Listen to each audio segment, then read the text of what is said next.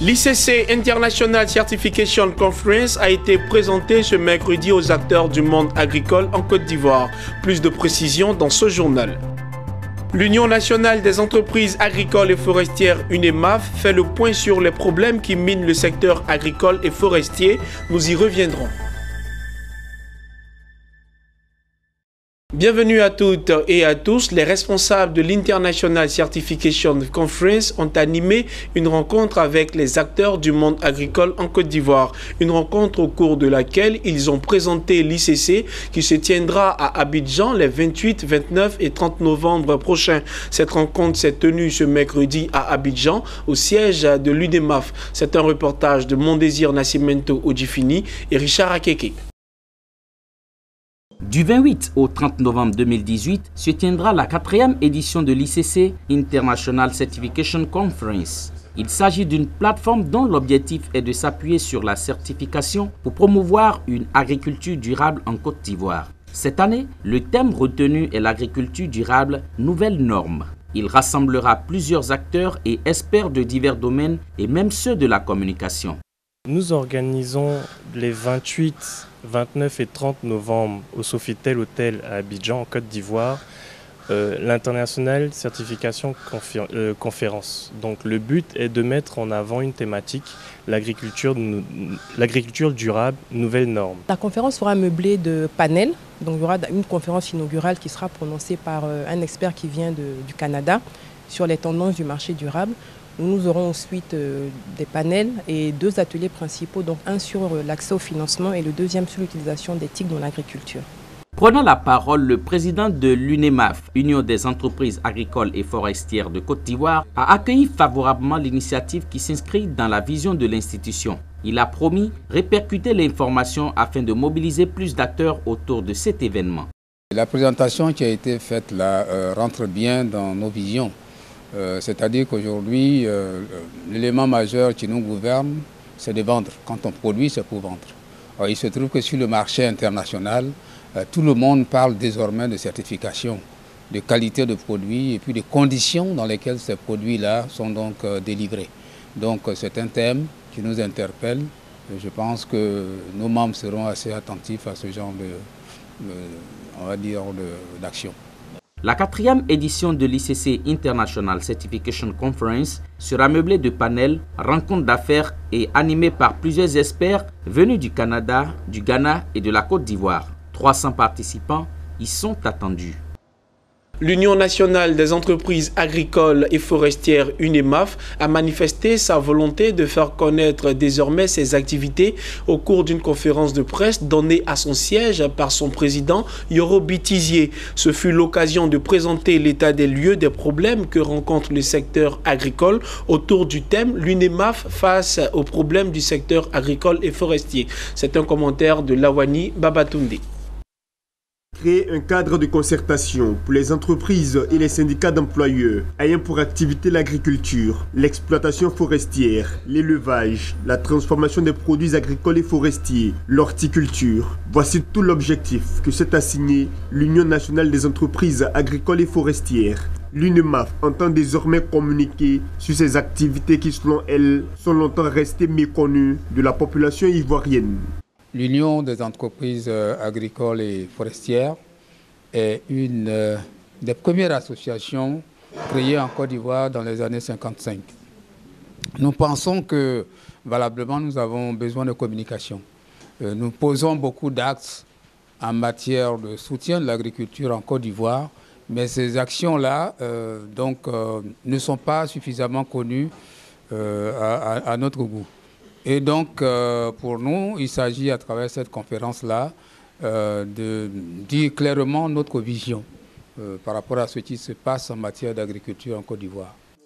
L'UNEMAF a présenté lors de cette conférence de presse 6 sujets faisant objet de préoccupation. Il s'agit de la modernisation et la mécanisation agricole, la gestion des pistes rurales, le rôle des entreprises agro-industrielles dans l'habitat rural, le changement climatique et le phénomène des inondations, les conséquences de la mauvaise utilisation des produits phytosanitaires et la problématique de la gestion forestière et de l'exploitation du bois.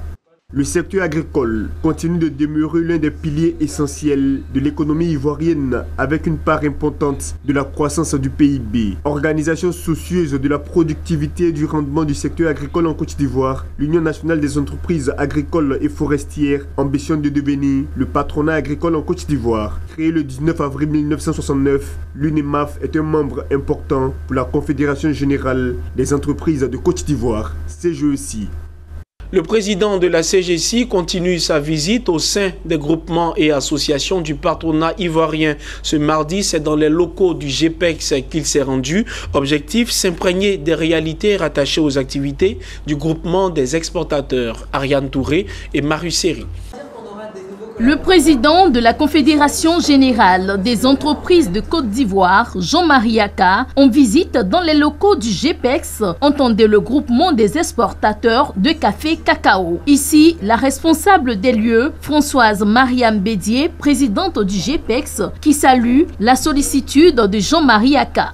Cette visite marque l'importance qu'accorde le patronat ivoirien au secteur du café et du cacao et singulièrement du GPEX, et marque également la volonté du patronat de vouloir nous assister dans toutes nos entreprises et dans nos difficultés et également dans nos projets concernant la filière du café cacao. Le groupement des exportateurs de café cacao de Côte d'Ivoire est une structure composée des majors et multinationales du négoce de cacao en Côte d'Ivoire. Rappelons que cette rencontre avec le président de la Confédération générale des entreprises de Côte d'Ivoire s'inscrit dans le cadre des visites aux groupements et associations membres de la CGECI. La 7e édition du Salon africain de l'invention et de l'innovation technologique SAIT se tient au Bénin du 24 au 25 octobre 2018. Il s'agit à travers ce salon de valoriser le génie des Africains. Le Salon africain de l'invention et de l'innovation technologique rassemble cette année une 50aine d'inventeurs. Reportage de Étienne Delano-Kiki et Ariel Djegede. Elle s'est précédemment tenue dans d'autres pays d'Afrique, mais cette année, elle se déroulera au Bénin. La 7e édition du Salon africain de l'invention et de l'innovation se tiendra à Cotonou du 24 au 27 octobre. C'est ce qu'a annoncé lors d'une conférence conjointe ce mardi à Cotonou le ministre de l'Industrie et du Commerce et le directeur général de l'Organisation de la propriété intellectuelle OAPI. L'Afrique doit inventer pour aller de l'avant, car l'invention est source de richesse, d'emploi, de bien-être et de progrès. Voilà qui justifie la 7e édition, à savoir l'invention moteur du développement industriel. Ainsi a été dénommé le thème de cette année 2018. Ce salon fait suite à une déclaration faite par les chefs d'État africains dans le cadre de l'organisation de l'unité africaine le 14 juillet 1999 à Alger. Il s'agit, à travers cette déclaration, de montrer le génie des Africains, notamment le génie des ressortissants des États membres de l'OAPI, de sorte qu'on puisse créer à terme un marché de l'invention et de l'innovation technologique. Visant à détecter et faire émerger les meilleurs résultats de recherche, d'invention et d'innovation, pouvant aboutir à la création d'entreprises dans les États membres de l'OAPI, le SAIT rassemblera plus d'une 50aine d'inventeurs provenant des pays membres tels que le Burkina Faso, le Togo, le Mali et bien d'autres. Le but de ce SAIT est d'abord de présenter notre savoir-faire, et Dieu seul sait combien les Africains en ont. Il s'agit également de faire en sorte que la question du développement technologique soit entièrement prise en charge par les Africains eux-mêmes. Vous comprendrez aisément pourquoi ce thème a été retenu par les organisateurs, à savoir que l'invention a un lien étroit avec le développement des États membres. Ouvert à tous les inventeurs, les créateurs, chercheurs et innovateurs africains, et en particulier aux jeunes, le site est également un lieu d'échange privilégié entre chercheurs, inventeurs, partenaires financiers et opérateurs économiques. Le conseil d'administration du groupe de la Banque africaine de développement a approuvé une ligne de crédit de 30 millions d'euros en faveur de la Banque de développement du Mali en vue de procurer des financements sur le long terme à sa clientèle et de répondre à leurs besoins d'investissement.